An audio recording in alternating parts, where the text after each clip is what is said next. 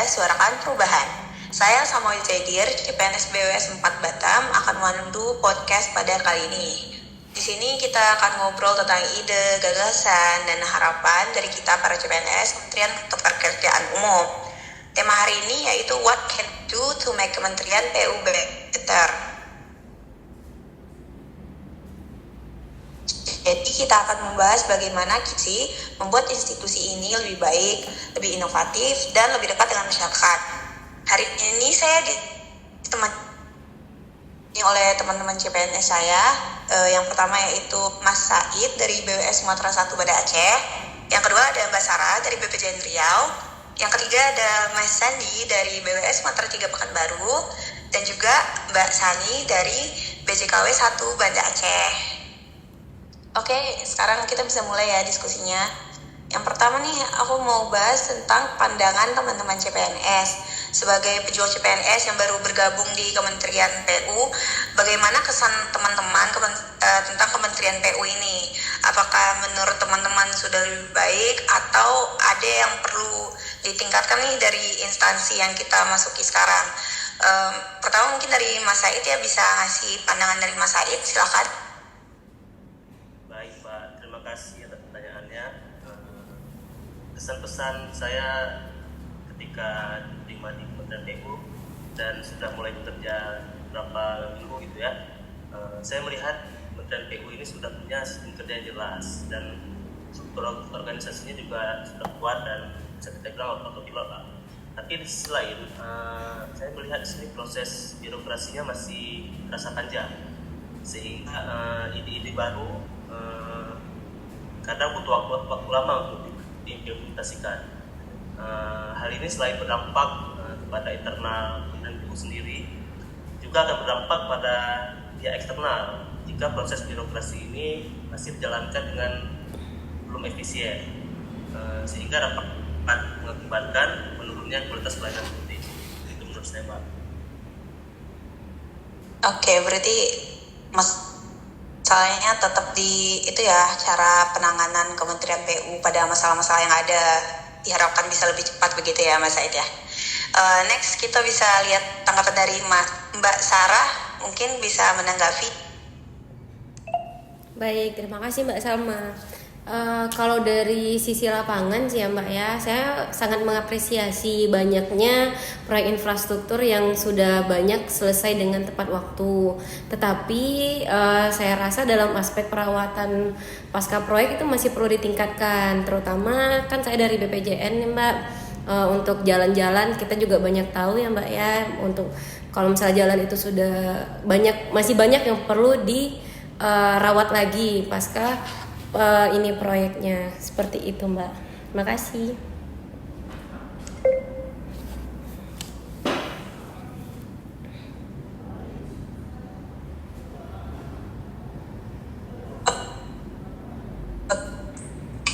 Oke, ya mungkin dari yang saya tangkap itu masih mirip ya sama tanggapan dari Mas Said. Ucap nih cepat Sarah sendiri, kan Mas Hendy? Ya, terima kasih Mbak Salma. Kalau menurut saya ya, budaya kerja di PU itu sebenarnya udah solid. Cuma komunikasi antar unit itu kadang-kadang emang belum terlalu optimal gitu. Emang harus perlu ditingkatkan lah gitu kan. Jadi karena koordinasi itu kan penting gitu untuk profesionalitas kerja supaya kerja kita tuh jadi lebih efektif begitu Mbak Salma. Oke, masih terhubung ya kayaknya semua masalah dari unit kerja kita ini, tiga-tiganya masih masalah komunikasi, penyelesaian masalah. Next ini tinggal dari Mbak Sani, siapa tahu ada masalah yang sama atau ada masalah yang lain. Dari Mbak Sani boleh? Terima kasih Mbak Salma atas waktunya.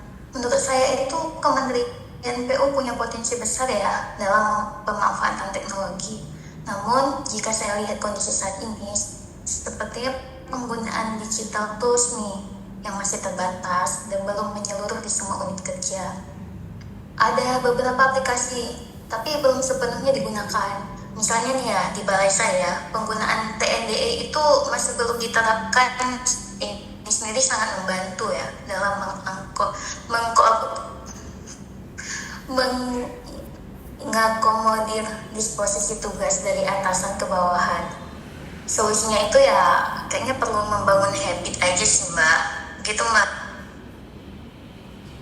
Lebih ke digitalisasi ya, masalah teknologi kita. Emang menurut saya juga dua aspek itu sangat penting dari teknologi.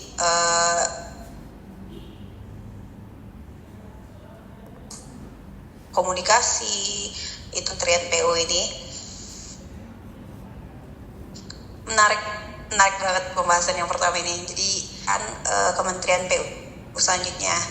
Oke, lanjut nih, kalau kita bicara lebih jauh lagi, menurut teman-teman CPNS nih, apa aja sih tantangan terbesar yang teman-teman rasakan selama bekerja di Kementerian PU? Bisa di... Baik Mbak, terima kasih. Menurut saya tantangan terbesar di Kementerian PU ini adalah lagi-lagi birokrasi yang masih kaku. Menurut saya perlu ada inovasi dalam proses administrasi supaya segala sesuatu itu akan lebih cepat dan efisien. Seperti contohnya digitalisasi dokumen, standarisasi prosedur, dan pemanfaatan teknologi informasi.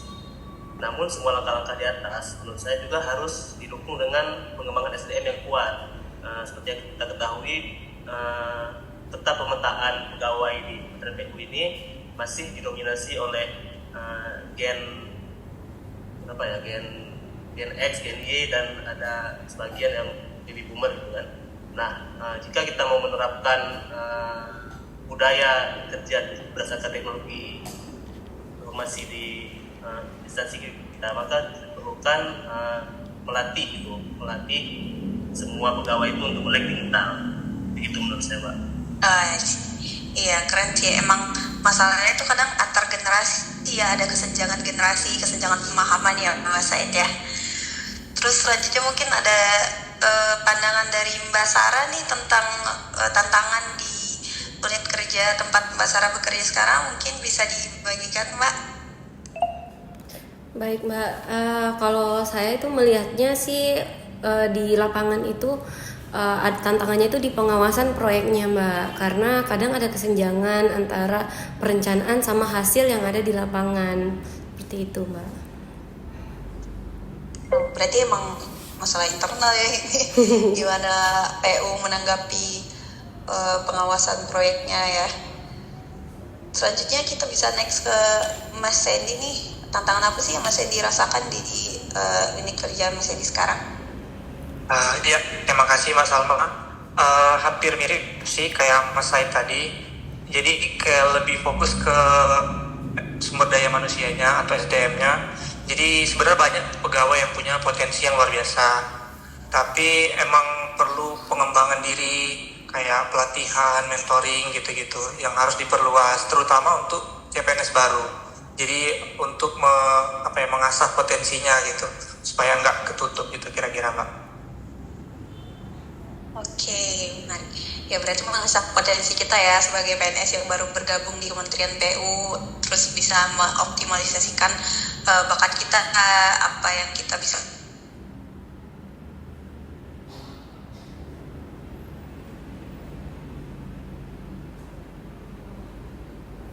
Sani di unit kerja yang sekarang, Mbak? Tantangan ya Mbak. Kayaknya integrasi data deh Mbak. Misalnya tuh kayak kualitas dan validitas data enggak real time biasanya. Jadi kayak ada keterlambatan datanya kapan, datanya berkemasnya kapan. Jadi itu kurangnya literasi digital, kemampuan data manajemen. Harusnya tuh kan nggak cuma di pusat sama bagian IT aja ya, tapi di balai-balai juga.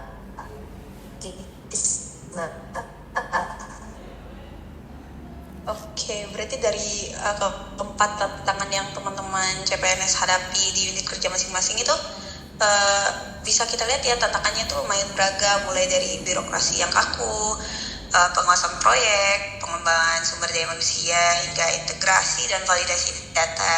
Semua poin ini kalau yang dari aku lihat memang saling terkait tuh satu sama lain. Jadi ini menunjukkan bahwa perbaikan itu harus dilakukan dari berbagai sisi, karena itu merupakan satu kesatuan yang sangat kompleks ya. Tapi ini bisa jadi peluang untuk kita CPNS yang baru masuk ke Kementerian PUPR untuk berinovasi bersama-sama. Sekarang nih kita next bahas, kalau udah ada tantangan pasti ada solusi kan. Nah, siapa tahu ada dari teman-teman yang bisa memunculkan solusi dari masalah-masalah yang ada di Kementerian PU ini, supaya Kementerian PU bisa menjadi lebih baik. Mungkin bisa dari Mas Said ya, dari masalah. Baik Mbak, terima kasih. Berdasarkan apa yang sudah saya sampaikan tadi, saya lebih concern ke birokrasi sebenarnya. Jadi saya pikir digitalisasi proses kerja itu harus jadi prioritas sih. Misalnya membuat sistem perizinan online yang lebih terintegrasi supaya dapat memangkas birokrasi. Kemudian juga kita galakkan lagi nih penggunaan e-office untuk surat masuk atau keluar, dan juga tanda tangan elektronik dan disposisi online. Kemudian daripada itu juga kita juga harus lebih aware terhadap keamanan siber. Kita harus mulai mensosialisasikan dan menerapkan sistem keamanan cyber di lingkungan kerja kita masing-masing. Itu Mbak, menurut saya. Oke, ini benar-benar sama ya dengan zaman sekarang yang semuanya era digital.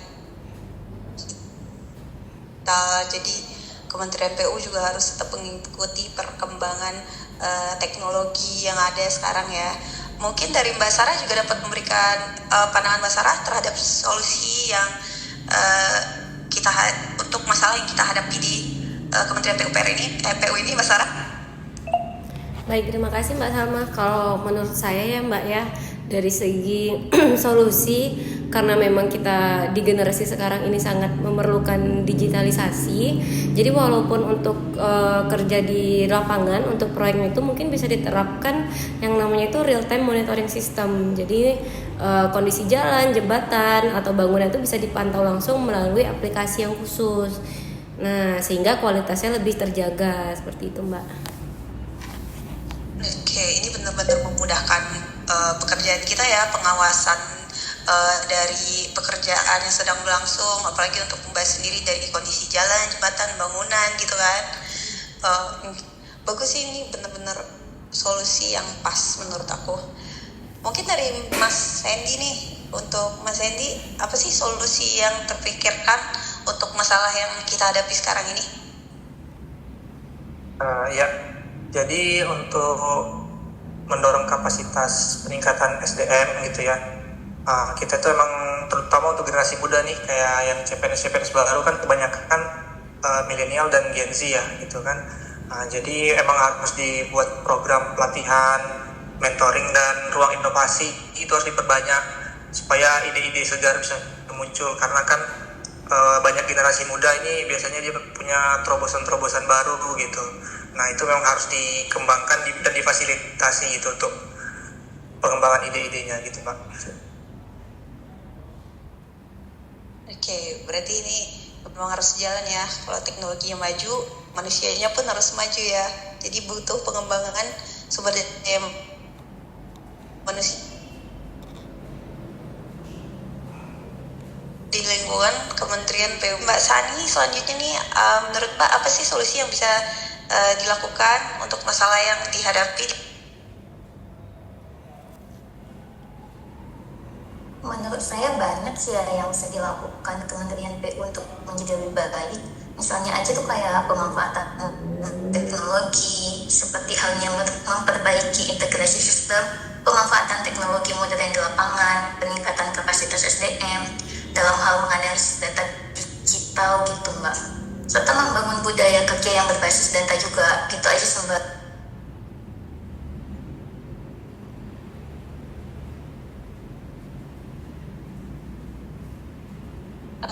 thank you Mbak Sani.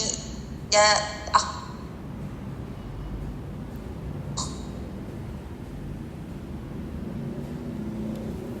udah ya dengar solusi dari 4 teman CPN yang buat Kementerian PU lebih baik ke depannya ya. Ada 4 solusi besar yang ada, yaitu digitalisasi, monitoring kualitas, pengembangan sumber daya manusia, dan pembangunan berkelanjutan. Oke, kita next. Udah selesai masalah solusi, dan sebelum penutupan ini boleh dong aku dengar harapan singkat dari teman-teman CPNS PU. Gimana nih teman-teman sebagai generasi muda yang baru masuk ke Kementerian PU, apa yang bisa teman-teman bayangkan tentang Kementerian PU ke depannya? Oke, mungkin dari Mas Said. Ya, saya berharap Kementerian PU itu bisa jadi role model birokrasi yang cepat, tidak hanya cepat, juga efektif dan transparan. Dan juga saya berharap Kementerian PU ke depannya dapat menjadi pelayanan publik yang humanis. Oke, dan selanjutnya nih boleh langsung Mbak Sarah, apa harapan Mbak Sarah untuk Kementerian PU? Baik Mbak, kalau untuk harapan saya itu terutama di bidang infrastruktur. Jadi semoga di infrastruktur Indonesia itu tidak hanya besar tetapi juga berkualitas dan juga tahan lama, Mbak. Oke, selanjutnya nih dari Mas Sandy, apa sih harapan Mas Sandy untuk Kementerian PU ke depannya?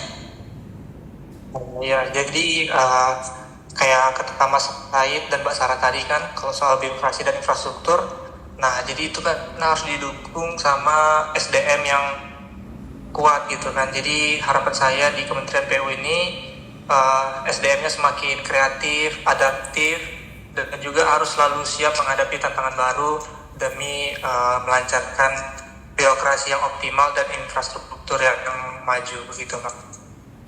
Iya, benar banget, itu pasti menjadikan PU lebih baik ke depannya ya Mas, untuk pekerjaan juga. Selanjutnya ini dari Mbak Sani, mungkin ada apa harapan Mbak Sani untuk Kementerian PU ke depannya, Mbak? Kalau saya udah mulai membayangkan nih Kementerian PU itu mampu menggunakan teknologi modern dan menjadi pionir dalam membangun infrastruktur hijau, ramah lingkungan, serta berbasis teknologi, Mbak. Gitu sih, Mbak. Gitu. Oke, aku lihat dari bayangan teman-teman nih, misalnya kita rangkum beberapa kayak birokrasi yang cepat, efektif, transparan, lalu kemampuan Kementerian PU untuk semakin kreatif, adaptif, dan selalu siap menghadapi tantangan baru, dan harapan-harapan ke depan lain. Semoga kita sebagai CPNS Kementerian PU dapat mewujudkan itu ya suatu hari, dimana kita udah mulai masuk ke Kementerian PU, jadi kita bisa berkontribusi di dalamnya. Oke, terima kasih banyak buat teman-teman CPNS atas ide dan pandangannya yang keren dari diskusi kita. Boleh kita hapus dulu teman-teman. Diskusi kita ini jelas banget bahwa kita sebagai generasi muda punya semangat yang besar untuk Kementerian PU lebih baik, yaitu lewat digitalisasi, pengawasan yang lebih ketat, pengembangan sumber daya manusia, dan inovasi hijau. Semoga ide ini bisa jadi inspirasi dan tentu juga langkah awal perubahan ada di tangan kita sendiri. Terima kasih sudah mendengarkan podcast Gapura, Gerakan Muda Suarakan Perubahan. Sampai jumpa di episode selanjutnya.